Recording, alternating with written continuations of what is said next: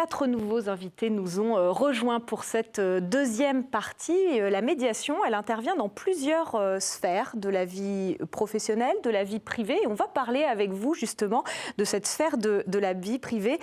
Isabelle Sellerier, Benjamin Mézot, Claire Villeroux et Louis Gauthier. Bonjour à tous les 4.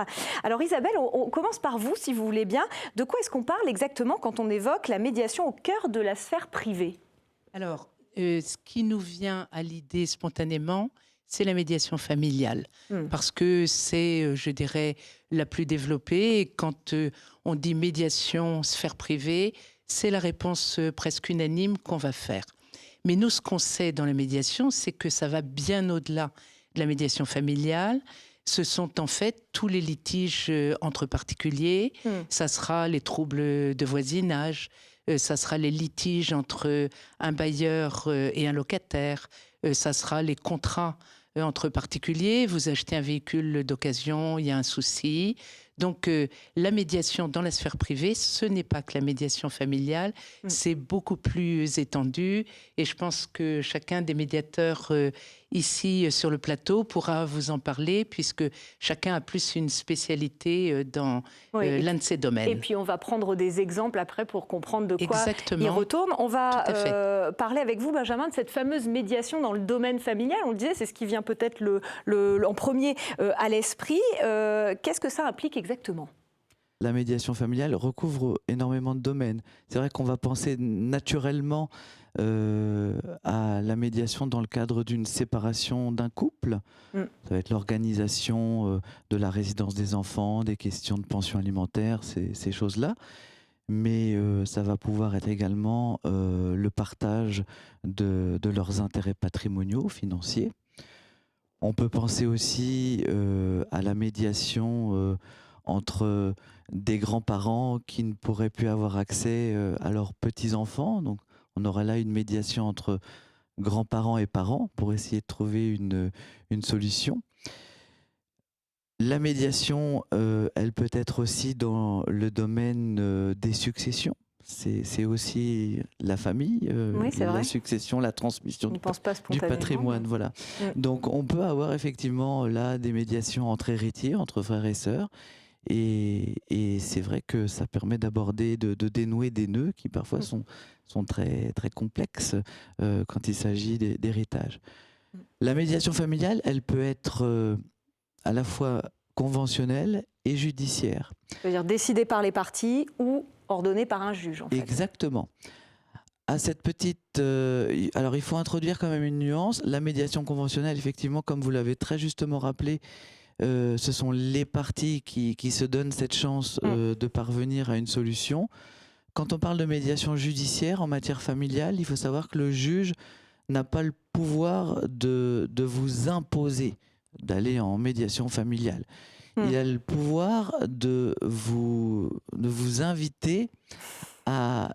Tout est dans les nuances. C'est ça. A le pouvoir de vous inviter à rencontrer un médiateur qui va vous expliquer le processus de médiation et essayer de susciter l'intérêt des parties, évidemment. Et là, je voudrais peut-être qu'Isabelle apporte un petit complément sur la TMFPO. Vous allez nous expliquer ce sigle. C'est la tentative de médiation familiale préalable obligatoire.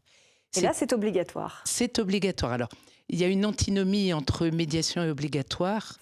Et ce qui fait que peut-être c'est pas toujours très bien compris. Alors c'est un dispositif qui a été créé de façon expérimentale en septembre 2017, qui consiste à obliger les justiciables qui ont déjà une décision de justice et qui veulent en modifier, alors modification sur la résidence des enfants, ou la contribution alimentaire.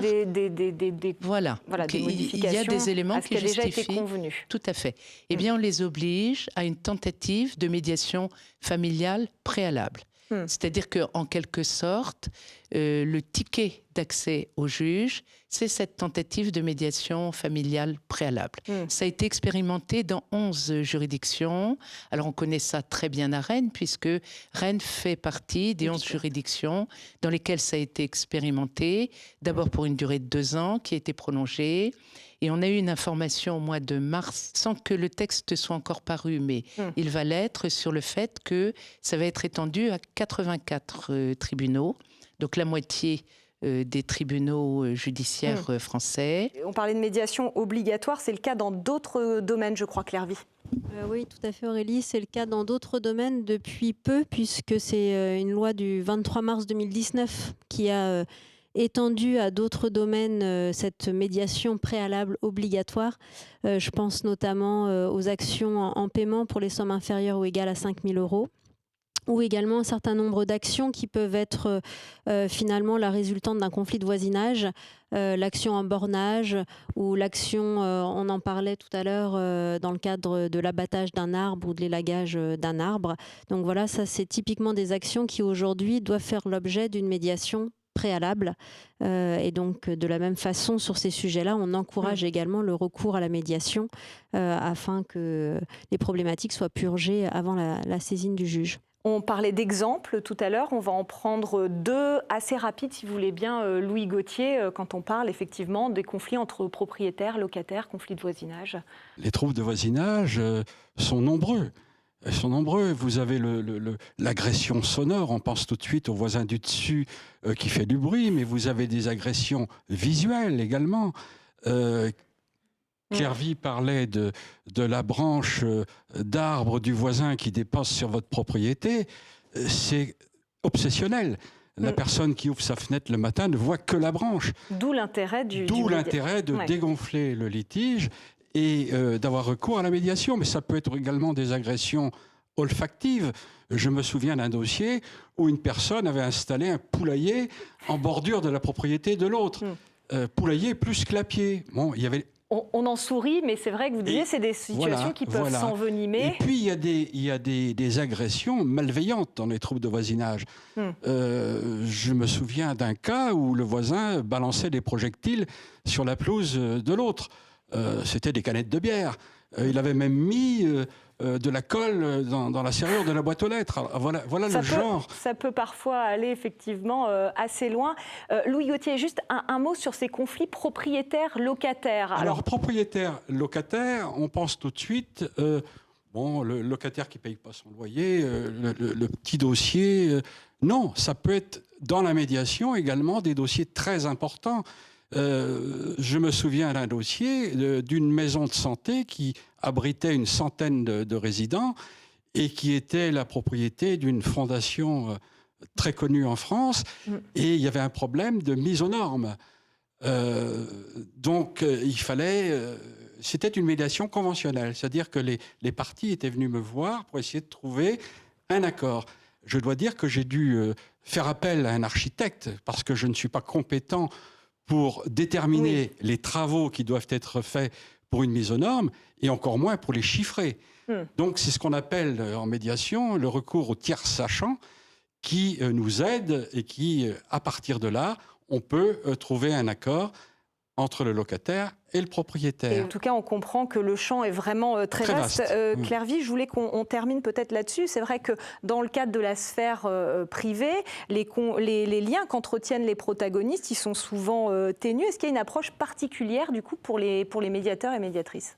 Oui, alors effectivement, dans la sphère privée et de manière générale en médiation, c'est la possibilité pour les médiés, vous l'avez compris, d'exprimer en tous les cas leurs émotions. Et d'ailleurs, on va les inviter à le faire.